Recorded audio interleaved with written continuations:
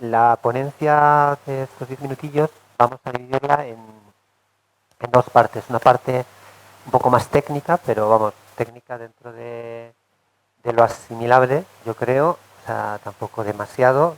Y otra parte un poco más, vamos a llamarla mística o más reflexiva, que es la parte también práctica que va a contar Irene. Entonces, mi parte sobre todo es hablar un poco del concepto de grafología dentro de- del ámbito oficial. Es un concepto muy reducidista o muy reducido, porque se utiliza a nivel de aplicaciones caligráficas o a nivel de análisis de conducta y sobre todo de personalidad, más que de conducta. Entonces, ¿qué ocurre? Todas las escuelas, digamos, de grafología a nivel internacional siempre, incluso aquí a nivel nacional, siempre juegan con una baza. Y es que la enseñanza de la escritura parte de una tensión desde el inicio del proceso escritural. Es decir, no hay técnica escritural. Esto suena un poco raro, no sé si hay profesores, pero bueno, yo os lo cuento porque una etapa de mi vida ha sido formar profesores. He estado en sitios donde se forma profesores, lo que pasa es que ahora no soy acogido por otras cuestiones. Y lo que yo enseño es técnica. Entonces, cuando uno empieza a escribir por primera vez, es decir, cuando uno es peque, inicia los primeros procesos grafomotores, porque la idea, digamos, de la escritura es que haya unos principios que se llaman de propiocepción o de precisión en el manejo del útil de escribir. Y ahí que ocurre que el niño siempre empieza a escribir con tensión. Es más, empieza a escribir antes de la edad que tiene que escribir. Actualmente la edad de escritura es de 4 años. Se inician en 4 años y en 3 años. Eso en la práctica educativa es una locura. Es una tortura. ¿Por qué? Porque los mecanismos, digamos, de madurez propioceptiva se establecen a partir de los 6 años. Escribir antes es anular la capacidad, digamos, de desarrollo psicoespacial y psicotemporal, que es lo que yo ahora luego voy a explicar en la pizarra.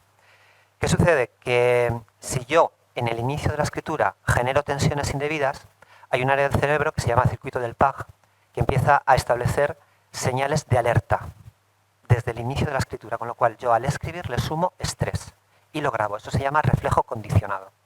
Si os suena un poco el perro de Pavlov, cuando sonaba la campanilla salivaba, pues es literal. Yo a veces para explicar esto, pues como me toca estar con muchos peques a lo largo de la semana, yo se lo cuento de una manera muy sencillita. Le digo, mira, la primera vez que fuiste a comprar pan con mamá, venías del cole. Evidentemente venías con la mochila, esa mochila llena de libros en la espalda. Y claro, pasabas por la panadería y comprabas el pan. Al segundo día, pues ocurrió lo mismo, un tercer día, un cuarto día, un mes. Pero un día mamá se le olvidó comprar el pan. Y entonces, Juanito, ¿no te importaría ir a comprar pan? Que es que se me ha olvidado. Y dice Juanito, hombre, mamá, por supuesto, faltaría más. ¿Qué hace Juanito? Va a la habitación, coge la mochila llena de libros y va a comprar pan. Porque en su reflejo condicionado siempre ha asociado comprar pan con llevar algo en la espalda. A la hora de escribir es algo similar. Entonces, a partir de ahí, todas las escuelas de grafología interpretan la escritura, es decir, lo que se supone que es la personalidad, que se utiliza, pues ya Marchesán, bueno, hay un montón de grafólogos, vamos, que de hecho yo he estudiado también con ellos, pero mi formación ha venido de una persona que se llama, que ya no está viva, se llama Vicente Lledó Parres, que inicia lo que se llama la grafología racional allá por los años 70-80. Es decir, él entiende que la escritura no solamente es un mecanismo de análisis de la personalidad de una persona, sino que además existe lo que se llama ingeniería inversa. Es decir, modificando la manera de escribir, se pueden modificar las bases, en este caso, neurofisiológicas del proceso escritural. Esto suena muy loco, suena escandaloso, y dentro de la educación y dentro del sistema educativo actual, pues bueno, no es aceptado. ¿Por qué? Porque implicaría que todos tendríamos una forma de escribir muy parecida. Aquí entra ya el punto clave del asunto, porque en el imaginario colectivo se supone que cada letra te identifica, ¿no? Eso es algo que se enseña a los profesores. Dice, tu letra es tu personalidad. Tú tienes que tener tu personalidad. Y tu personalidad tiene que ser la tuya. Pero ¿cuál es la personalidad? ¿La que te enseñaron a ir a la panadería con una mochila de libros? ¿Era necesario una mochila de libros para ir a comprar pan? Pero esa es tu personalidad. Entonces, a partir de ahí, ¿qué hace Vicente Lledó? Vicente Lledó dice, no, hay una parte de personalidad que es un 20%, y una parte de conducta, que es un 80%. Entonces, el proceso escritural se inicia en los reflejos neurofisiológicos que se establecen, los reflejos neuromusculares, cuando tú inicias la práctica gráfica. Esto por un lado, no me voy a meter ahí más porque quiero contar más cosas. Sí, el reflejo neurofisiológico y el reflejo... Sí, aquí. ¿Ahí mejor? Vale. El reflejo neurofisiológico... Aquí, vale. ¿Ahí mejor? El reflejo neurofisiológico y el reflejo neuromuscular forman parte, digamos, del entrenamiento y del proceso grafomotor. Con lo cual, un cuello, unos hombros, una espalda, una cadera bloqueada, incluso un brazo bloqueado, evidentemente, acaba reflejado en la escritura. A esto se le llama microkinesiología. Yo soy kinesiólogo. Bueno, entre otras cosas, no os he dicho, pero mi formación es de ingeniero. Yo he hecho 4 ingenierías y luego he hecho otras cosas. Entonces, mi trabajo es técnico, es muy técnico. Yo me dedico a desarrollar procesos matemáticos en todo esto. Entonces, mi labor estos años, 20 años, ha sido comprender cómo hay una relación entre las formas geométricas y las formas musculares. Entonces, al final ha coincidido que la grafología o la escritura, digamos, es una fusión de ambas. Esa sería la parte técnica. Me voy a quedar ahí porque esto sería muy complejo y prefiero contaros algo un poco más así, más divertido. Cuando uno es pequeñito y empieza a dar los primeros pasitos gateando, se inicia un proceso, digamos, de concepción del espacio-tiempo. Entonces, ¿eso qué significa? Que si el nene pequeño gatea y puede encontrar él solito sus juguetes, no le va a pedir a mamá que le busque los juguetes, ¿verdad? Es lógico. Pero si hay un juguete que está subido, por ejemplo, a un armario, entonces el nene va a pedir o la nena va a pedir que papá o mamá cojan el juguete. Por lo tanto, el concepto de arriba ya empieza a aparecer. Y arriba es lo que no puedo alcanzar, el ideal. Ahí estaría lo divino. En la grafología a eso lo llamamos el elemento tierra. Ahora explicaré por qué, ¿vale? Son los trazos que suben. Cuando yo regreso, es decir, cuando yo traigo algo hacia mí, cuando yo cojo algo, cuando lo traigo a mi identidad, yo me identifico con eso, eso es mío. En la escritura, ese trazo tiene un nombre, o ese elemento tiene un nombre, se llama agua, son los trazos que regresan. Yo cojo, esto es mío. Cuando yo lanzo algo, un objeto, lo echo fuera de mí, lo que estoy haciendo lo que estoy creando es un trazo de aire, es decir, suelto. Entonces ya tenemos el concepto de ego y el concepto de dar. Tenemos el concepto de alcanzar aquello que es inalcanzable, pero no a través de mí, sino a través de alguien, por eso el ideal está arriba. Y finalmente queda un cuarto, por eso ya vemos que hay tierra, agua, aire y falta el fuego. Y el fuego es la energía de la fuerza, es la energía de la seguridad. Cuando hoy en día los niños no escriben, porque lo que hacen es percutir, ¿qué ocurre? Que esta suma de movimientos, que luego va a haber lo que se llaman movimientos sumados, es decir, si yo sumo un trazo de tierra con un trazo de agua, tengo un sube para regresar. Este trazo sería, por ejemplo, el movimiento de una L. ¿Os imagináis una L? Cuando hago la L, este movimiento es el sube y luego regreso, ¿vale? Bien, pero si yo hago un trazo que sube para luego avanzar, es decir, subo y luego avanzo, es diferente, ¿verdad? Es decir, uno es cojo y traigo hacia mí y otro es voy a coger pero voy hacia los otros. Es decir, uno es tierra con agua y otro es tierra con aire. Y la fuerza, es decir, lo que se llama la energía, digamos, de posicionamiento, de seguridad, es el fuego. El fuego son todos los trazos que bajan. Por ejemplo, el sistema inmunológico, también se puede ver a través de la escritura, se pueden ver muchas cosas, estarían los trazos de fuego, trazos que bajan, pero con la intención de ir hacia el agua. Es decir, si yo bajo con la intención de ir hacia mí, me estoy protegiendo.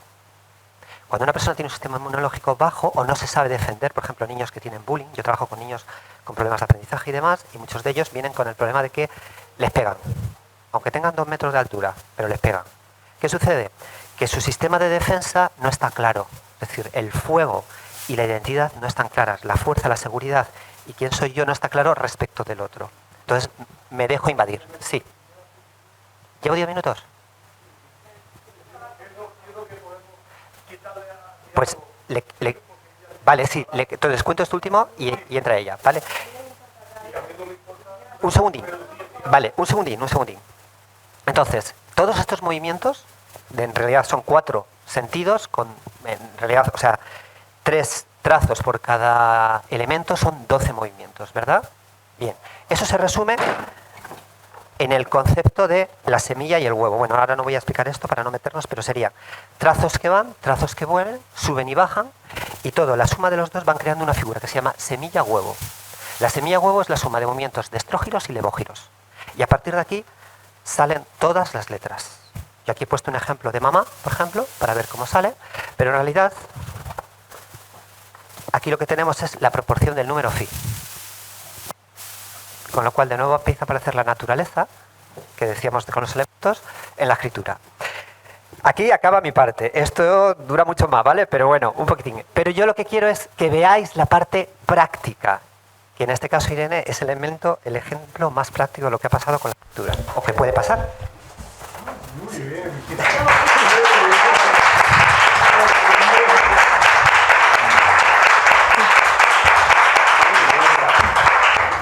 Bueno, en mi caso me inicié en la grafología porque tenía una patología que, aunque él me ha dicho el nombre, los médicos no me dieron en ningún momento el nombre. Tenía convulsiones, incluso llegué a estar ingresada en el Gregorio Marañón y no daban con lo que tenía. Y él me propuso la caligrafía, bueno, la grafología racional. Entonces, bueno, pues me indicó para hacer una serie de trazos. Y yo tomaba medicación. Después de 2 meses pues conseguí dejar la medicación. Entiendo que hice desde un punto de vista científico una integración hemisférica y pues al conectar mi parte, digamos, que estaba más bloqueada, que era el hemisferio derecho, porque empecé a hacer trazos con la derecha y después me puse unos ejercicios, pintar mandalas, colorear con la izquierda. Y bueno, pues tuve, aparte de esto que os digo, desde el punto de vista científico, en mi caso tuve una experiencia mística. Conecté con la parte divina y me curé de un día para otro. Fue algo, pues, para mí fue una transformación integral. De hecho, por eso hemos traído aquí esta ponencia, porque a mí me cambió la vida. Empecé a tener una percepción más amplia y bueno, pues entré en otro estado. Pensaba que me había muerto incluso.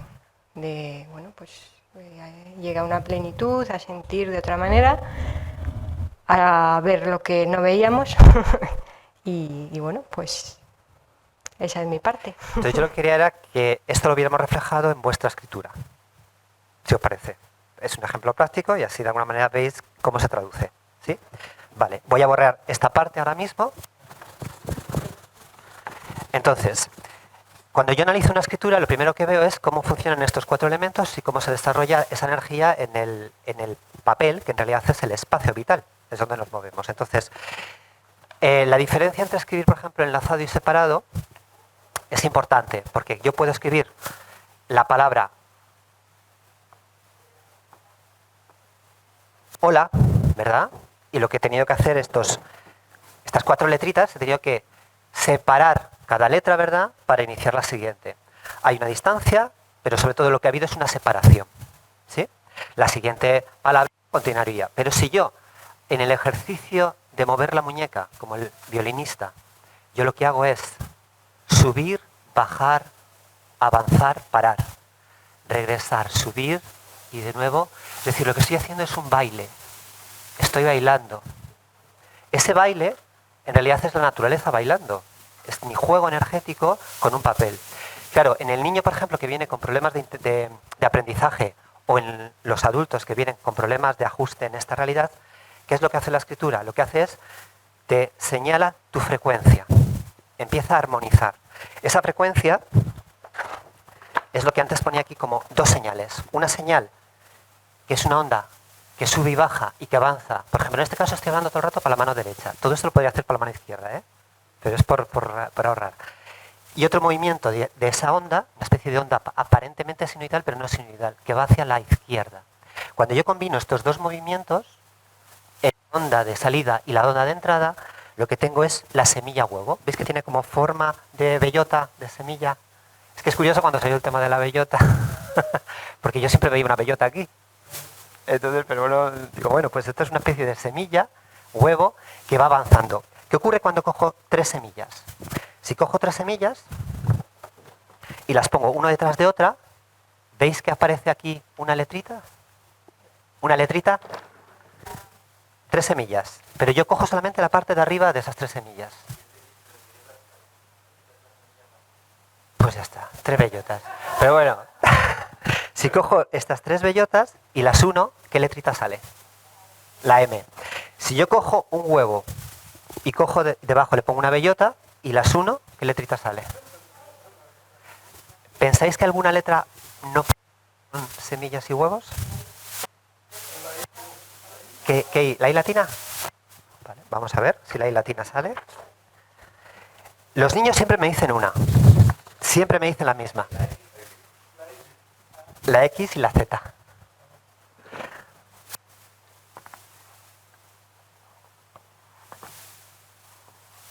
¿Veis que aquí hay un huevo? Paro. Aquí hay otro huevo.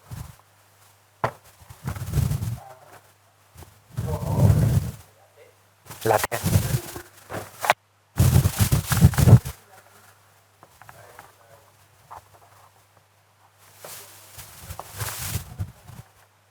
O sea, yo solo cojo la parte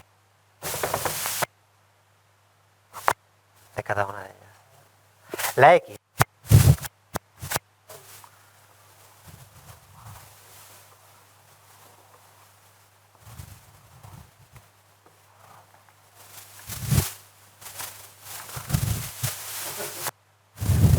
Donde se cruzan, los niños siempre dicen la Z.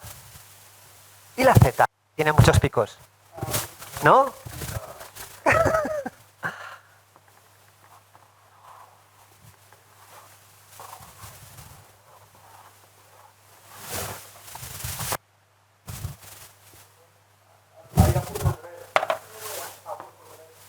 Un huevo. Una semilla. Otro huevo y otro huevo. Z. Me da igual el idioma que queráis. Da igual.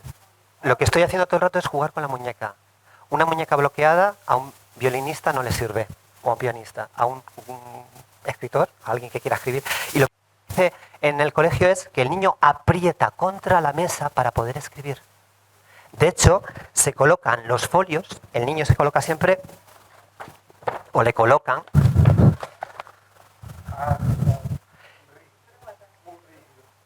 muñeca bloqueada. Esto se llama reflejo de Moro. Cuando el cerebro recibe la señal de una muñeca bloqueada, se activa una alerta. De hecho, cuando hay un ruido fuerte, cuando hay la amenaza de un ataque, contraemos los músculos de la muñeca, los músculos incluso que hay detrás de los ojos, los sóleos. Es decir, hay una serie de músculos flexores que se activan porque hay miedo. Si yo tengo que escribir con miedo, tensión todo el día, yo lo grabo. Me voy a la cama con él y me levanto con él. Con lo cual, escritura y tensión, cling, quedan fijas. Por lo tanto, ya no puedo. Semilla huevo ya no se puede generar la ondita. Yo seguiría, pero quiero que me preguntéis.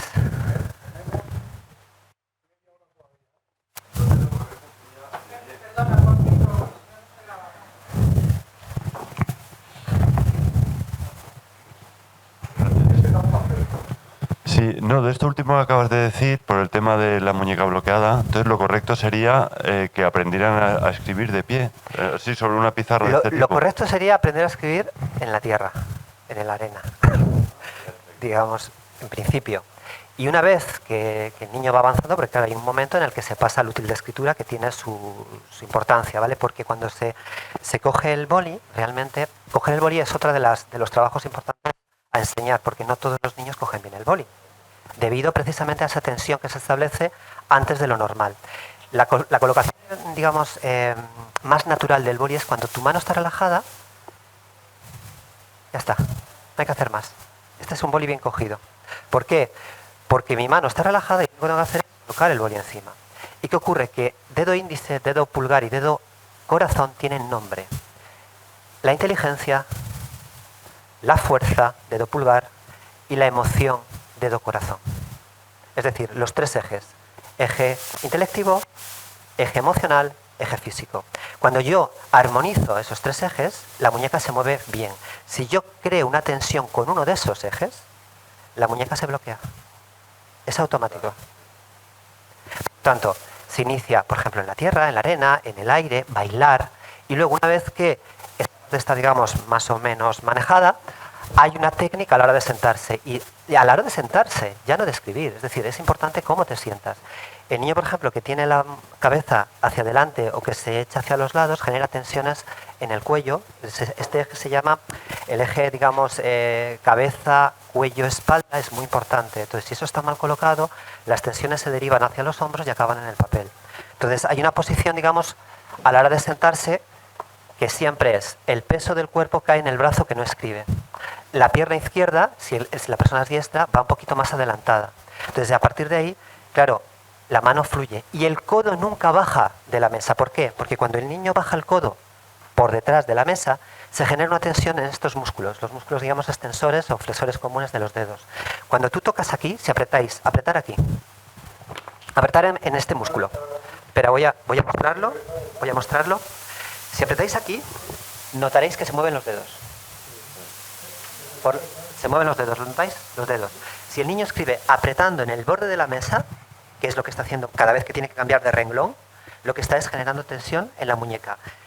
Posición correcta, el codo siempre está pivotando, como si fuera, imaginar, un compás, y es la mano izquierda la que sube el folio. Por lo tanto, en lugar de tensionar el brazo que escribe, simplemente lo que hacemos es desplazamos el folio, en este caso, con la mano izquierda, para que el inicio del nuevo renglón permanezca siempre esa señal. Yo soy ingeniero en telecomunicaciones, entre otras cosas. Entonces, el mundo de las señales para mí es muy importante. Mantener la ausencia de ruido en la señal. Cuando hay tensión en la muñeca, lo que hay es ruido. Y ese ruido lo que genera es una carga emocional. Y esa carga emocional puede acabar en una patología. Y esa es la patología que intentamos corregir y eso es lo que intentamos ordenar. Sí, yo me preguntaba qué podríamos hacer para profundizar en esto, además de ir más allá un poco de esta charla, ¿no? Si no sé si nos recomiendas algunos vídeos en YouTube o hay algún tipo de formación o... Yo tengo algunos vídeos, pero o sea, me veréis a mí escribiendo con plumilla y me veréis ahí. Yo doy formación, evidentemente. Lo que pasa es que todo esto, pues eso, yo necesito estar con la persona a enseñar. O sea, digamos, si hay una técnica, yo la enseño y mi mayor satisfacción es enseñar a profesores que a su vez enseñen a los chicos. Entonces, una de las cosas que hemos desarrollado en este trabajo es el trabajo de la escritura para zurdos. Entonces, la escritura para zurdos no puede ser lo mismo bueno, os hacéis ya un poco la idea que si hay una señal hacia la derecha con la mano derecha, con la mano izquierda, esa señal tiene que tener una inclinación hacia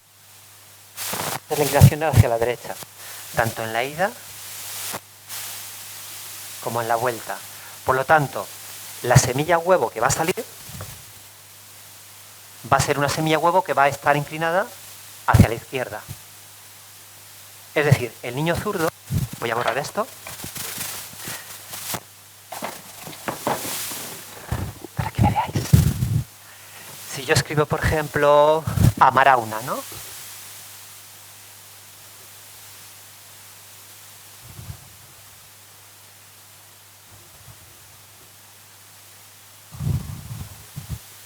¿He liberado hacia? Claro, eso es liberar, eso es aire. Porque una persona zurda nunca tiene salida. Salida no tiene. El diestro sí, porque nuestra escritura es de izquierda a derecha. Entonces, el final lo he liberado hacia la izquierda. Fijaros que la escritura es inclinada hacia la izquierda. Es decir, yo podría escribir Amarauna como un diestro, pero tengo que bloquear la muñeca. Sin embargo, yo he escrito Amarauna y todo el rato mi muñeca, si os habéis fijado, estaba relajada. Pero si tengo que crear esta tensión, y más aquí de cuclillas, esto durante una hora, bueno, 20 minutos, ya me genera bastante... ¿Habéis escrito alguna vez de cuclillas? Genera tensión. Bueno, pues eso es lo que hacen los niños durante 4 horas todos los días, escribir de cuclillas. Sí, cuando hacen ese ejercicio, ese esfuerzo tan tremendo, es como si estuvieran escribiendo de cuclillas. ¿Entendéis el concepto? O sea, es un esfuerzo, lo que pasa es que se automatiza. Y entonces llega un momento en que esa tensión se integra. Se integra. Y para la persona eso es lo normal. Y eso genera una, dicen los grafólogos, personalidad. No, es conducta. ¿Veis la diferencia entre personalidad y conducta? Entonces dices, entonces todos escribiríamos igual, si todos escribiéramos igual, ¿seríamos igual? No. Si todos nos sentamos correctamente, ¿nos gustan las mismas frutas? ¿Nos gustan los mismos alimentos? ¿A qué no? Lo único que tenemos es salud de la espalda. Entonces, realmente la escritura, aparte de desarrollar la belleza, la armonía, desarrolla salud. Integra la función mental, la función emocional y la función física. Es decir, porque realmente es un conjunto. Si la persona está armonizada, está integrada, debería de llevar las 3 ejes. ¿Más preguntas?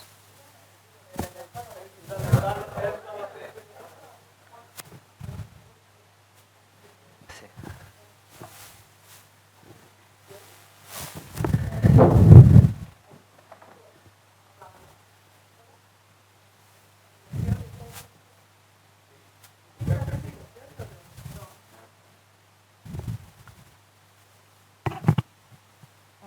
Gracias.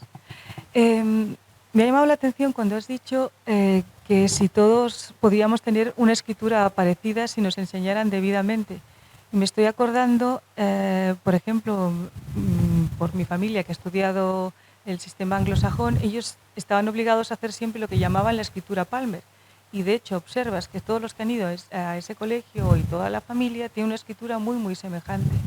Esa es una. Y estoy recordando algunas técnicas, pero que no se daban en España, sino en el Perú, que la manera de enseñar a los niños a familiarizarse con las letras era que nos ponían palabras encima de la mesa y teníamos que seguir la forma de la letra con el dedo a medida que la profesora pronunciaba la palabra, pero no escribíamos. Entonces yo no sé si esas técnicas te parecen bien o no. Claro, o sea, a ver, aquí el objetivo es lo que he comentado, es decir, la escritura empieza en la colocación de la cabeza, del cuello, de los hombros, de la espalda. Eso es lo que nadie te enseña. Hay técnicas como Feldenkrais, como Alexander, Bosquet, es decir, hay mucha gente que trabaja directamente con eso, pero es que si no, no sería integral. Al final acaba siendo una escritura que solamente está en los dedos, pero que se olvida de la tensión que tiene en la espalda. Un niño que está mal sentado, por ejemplo, en el aula las sillas son todas iguales. Hay niños que son más altos y más bajitos. Las mesas son todas iguales. Hay niños que son más altos y más bajitos. Por lo tanto, no puede ser, desde el punto de vista, digamos, pues eso, anatómico, una posición de un niño que le están colgando las piernas, que está generando ya una tensión, a un niño que está tensionando las piernas porque le estás haciendo presión contra la mesa.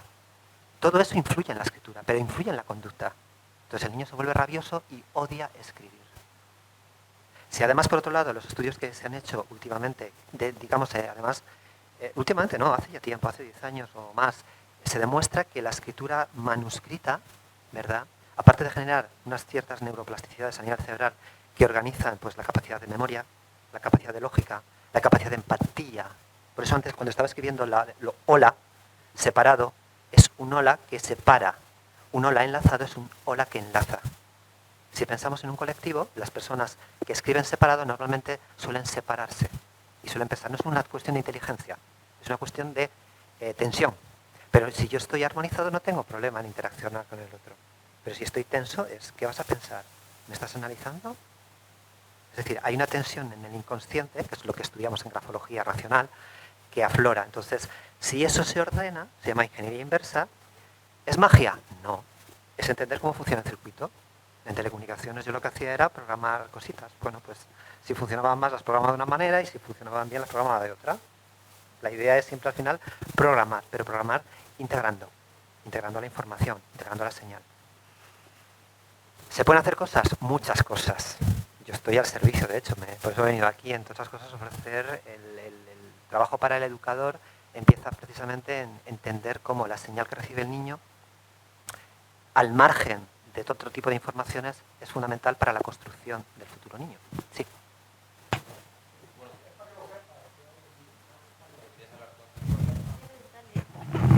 Entonces, ¿la grafología no tendría sentido o sigue teniendo sentido? Sí, sí, la grafología tiene mucho sentido, pero hay que entender que hay escuelas. Es decir, está la escuela convencional que parte de una forma de escribir con tensión.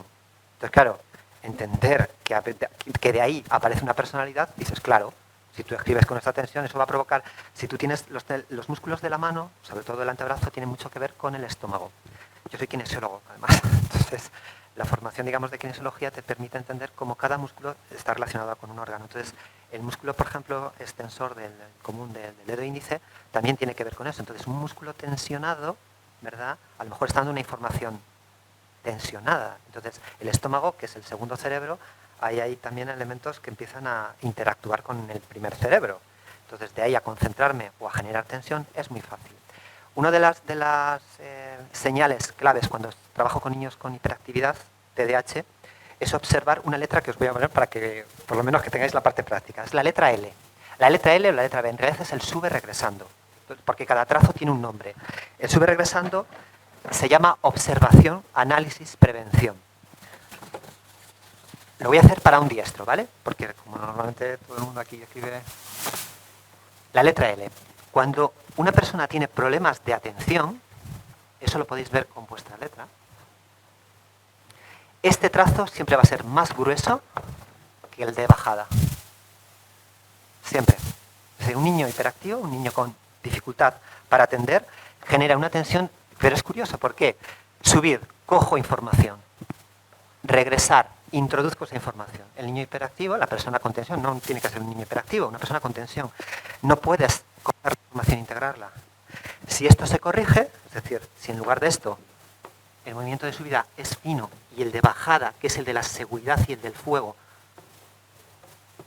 es más grueso que el de la subida, este ahora es fino y este es grueso, resulta que este trazo es la memoria. La memoria y el asentamiento de los conocimientos y la seguridad mental. Analizo con rapidez, pero con delicadeza. Asiento con firmeza, con fuerza, y este trazo es un poquito más rápido que este. Claro, esto es más complejo. Yo ahora os he puesto un ejemplo que es muy fácil. Verlo, por ejemplo, en hijos o en niños si sois educadores. Si esto se corrige, se resuelve el problema. No es magia, es entender cómo funciona esto. Entiendo que sobre todo lo orientáis sobre todo a la educación primaria, a los niños, ¿no? A conseguir que no tengan traumas, a que puedan desarrollar su plasticidad cerebral, etcétera. ¿Y con nosotros los mayores? Igual. Igual, es perfectamente posible, digamos... Este es el ejemplo. Sí, sí, sí. Lo que pasa es que requiere remoldearnos. Requiere voluntad. Esa palabra maravillosa, fantástica. De hecho, fijaros que la voluntad también se puede ver en la escritura de una persona. El trazo de la voluntad es este. Es el sube para avanzar. Aquí está la voluntad.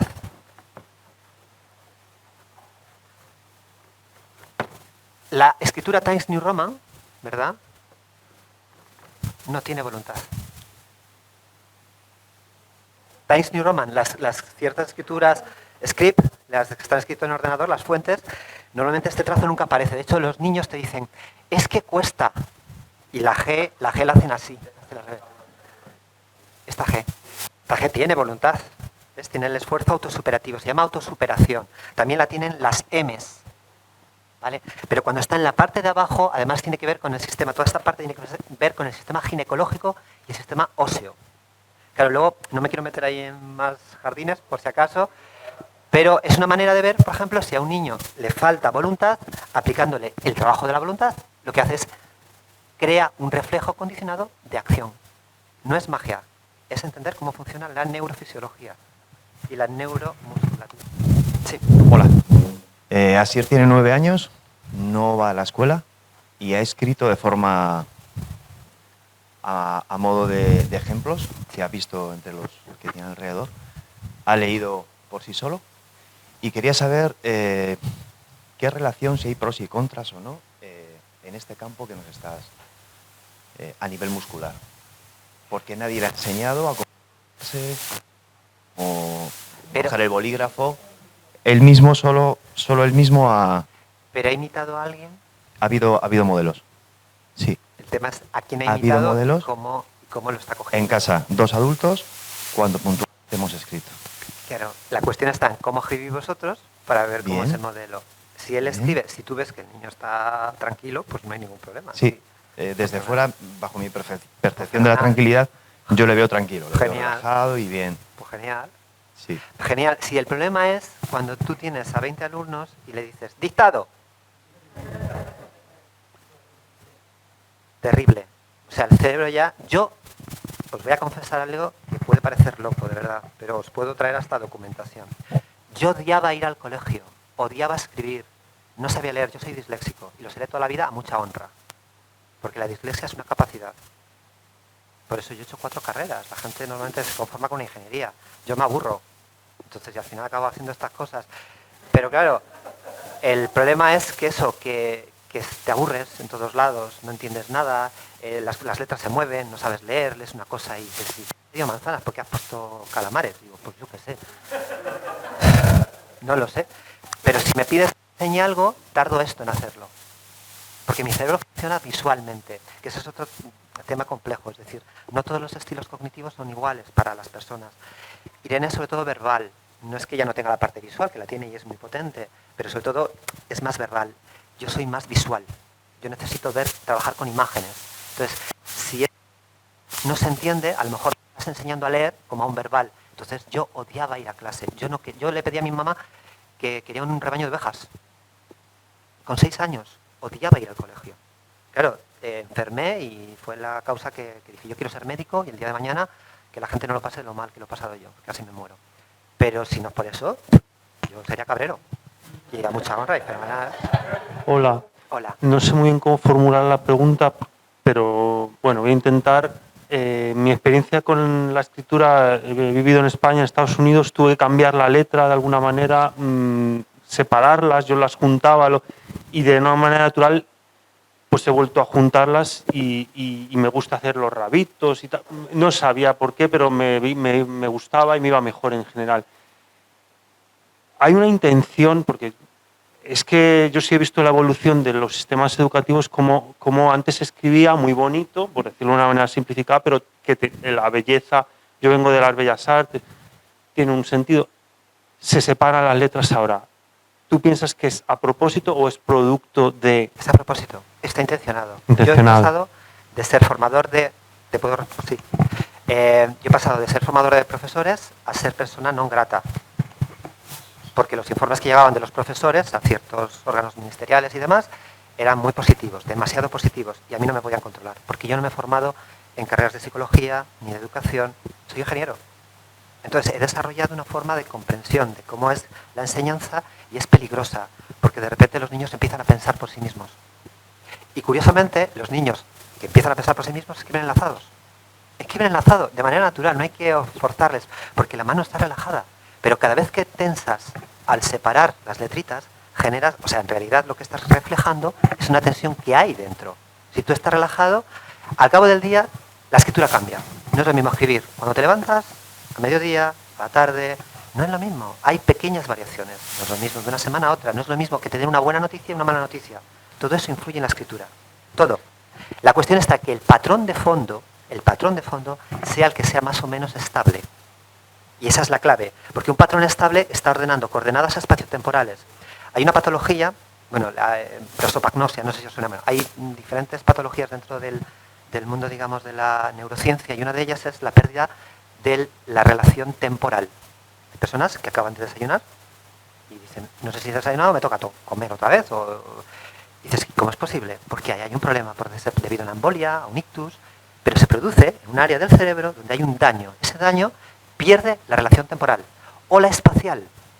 No sabes si está delante o detrás. Dices, ¿cómo? Sí, sí. Hay un área del cerebro, hasta el hemisferio izquierdo en concreto, hay un área, bueno, digamos, no voy a meter nombres así de estos porque si no queda raro, pero hay áreas que controlan las relaciones del espacio y del tiempo. Esas coordenadas en las que nos manejamos están ahí.